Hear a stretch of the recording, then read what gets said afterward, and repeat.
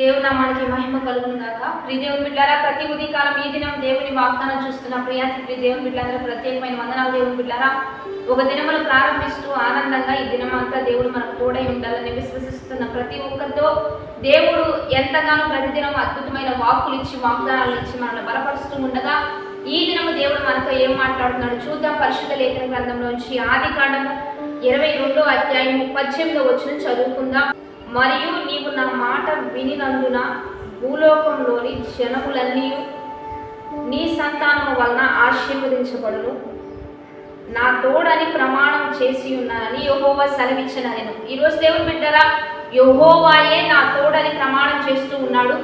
యెహోవాయే మాట సెలవిస్తున్నాడు. ఏమని సెలవిస్తున్నాడంటే, భూలోకంలోని జనములన్నీ నీ సంతానం వలన ఆశీర్వదించబడతాయి అనే ప్రమాణాన్ని దేవుడే అబ్రహాంకి ఇస్తున్నాడు. ఇంత గొప్ప వాగ్దానం, ఇంత గొప్ప ఒక ప్రవచన వాక్కుగా అబ్రహాం పొందుకోవడానికి గల కారణం ఏం చేశాడు అబ్రహాము అని మనం చూస్తే, నా మాట విన్న ప్రకారంగా నీ సంతానం ఈ భూలోక రాజ్యం, ఈ భూలోకంలో ఉన్న జనములన్నీ నీ సంతానం వల్లనే ఆశీర్వదించబడతాయి అనే గొప్ప వాగ్దానాన్ని దేవుడిచ్చాడు. అంటే దేవునికి ఇష్టమైంది ఏంటంటే దేవుని మాట వినడం దేవునికి బాగా ఇష్టం. దేవుని బిడ్డారా, ఇక్కడ అబ్రహాము దేవుని మాట విన్నాడు కనుకనే, అబ్రహాముకి దేవుడు ఇంత గొప్ప వాగ్దానం చేస్తున్నాడు కనుకనే బైబిల్ లేఖన గ్రంథంలో కూడా దేవుని బిడ్డారా, దేవుడు సమూయేలు చెప్తాడు, నీవు బలులు అర్పించుట కంటే కూడా నైవేద్యాలు అర్పించుట కంటే కూడా మాట వినుట శ్రేష్టము అనే మాట మనం అక్కడ వింటూ ఉంటాం. అంటే దేవుని మాట విని మనం ఎన్ని ఇచ్చినా ఎన్ని చేసినా, ఒకవేళ కానుకలు ఇచ్చినా, ధనం ఇచ్చినా, సంపద ఇచ్చినా, హోదాలు ఇచ్చినా, అంటే అన్నీ మనకున్నవన్నీ దేవునికి ఇచ్చి దేవుని మాట వినకుండా మనం వెళ్ళిపోతే అది దేవునికి ఇష్టంగా ఉండదు. కనుక దేవాది దేవుడు ఏమని సెలవిస్తున్నాడంటే, ఆయన మాట విని ఇవన్నీ మనం చేయాలి. ఇవి చేయకుండా ఉండమని దేవుడు చెప్పట్లేదు, కానీ ముందు ఆయన ఎక్కువగా విలువిస్తుంది ఏంటంటే ఆయన మాట వినడం ఆయన కావాలని కోరుకుంటున్నాడు. ఇక్కడ అబ్రహాం మాట విన్నాడు కనుకనే అతడు ఆశీర్వదించబడతావు, నా తోడు అని ప్రమాణం చేసుకున్నట్లుగా మనం చూస్తున్నాం. బైబిల్ గ్రంథమందు నోవాహును కూడా చూస్తే దేవుని మాట ప్రకారమే తను ఓడ నిర్మించుకున్నట్లుగా బైబిల్లో సెలవిస్తూ ఉంది.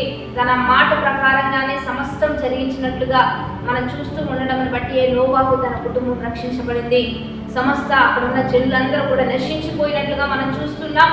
నోటి మాటను నమ్మి విశ్వసించిన వారు రక్షించబడతారని, ఆశీర్వదించబడతారని ఈరోజు దేవుడు మనకిస్తూ ఉండగా, ప్రతి దినము దేవుడు మనతో ఏం మాట్లాడుతున్నాడో వింటూ దాన్ని అనుసరించి నడుచుకోవడానికి మనం ముందుకు వెళ్తూ ఉండగానే మన కుటుంబాల దేవుడు ఆశీర్వదించబోతున్నాడు. మనల్ని లేవనెత్తబోతూ ఉండగా వాగ్దానాన్ని బట్టి ప్రార్థన చేద్దాం. పరిశుద్ధ మహోన్నత గొప్ప దేవ, ఈ దినం మీరు మాకు ఇస్తున్న బలమైన వాక్కు వచనాలు బట్టి నీకు మహిమ. నీ నోటి మాట వలన మాకు జీవమయ్యా, నీ వాక్కు మమ్మల్ని మరణం నుంచి జీవంలోకి నడిపించగలుగుతుంది కనుక ప్రతి మాట విని అనుసరించి నడుచుకునే కృప మాకు ఇవ్వయ్యా. ఆ ధన్యతనిచ్చి మమ్మల్ని లేవనెత్తండి. ఏ విషయం ఏ రీతిగా మీరు బయలుపరిచిన దానికి అనుగుణంగా మేము నడుచుకున్నట్లుగా కృప చూపించమని, ఈ దినమంతా బిడ్డలకు మీరు తోడయ్యండి అద్భుతమైన ఆశీర్వాదాలు దయచేయమని ప్రభువైన యేసుక్రీస్తు నామం పేరిట అడిగి వేడుకొని ప్రార్థిస్తున్నాము గొప్ప తండ్రి, ఆమేన్. మంచిగా లైక్, షేర్, కామెంట్ చేసి దైవికంగా సిద్ధపడదాం. ఈ రోజంతా మీకు దీవెనకరంగా ఉండాలని మనస్ఫూర్తిగా కోరుకుంటున్నాం. 50 దిన ఉపవాస ఆరాధన జరుగుతుంది. ఈ రోజు దేవుని బిడ్డల 32వ ఉపవాస ఆరాధన. మీరందరూ కలుసుకోండి, మనందరం కలిసి దేవుని నామాన్ని మహిమ పరుద్దాం. ఆమేన్.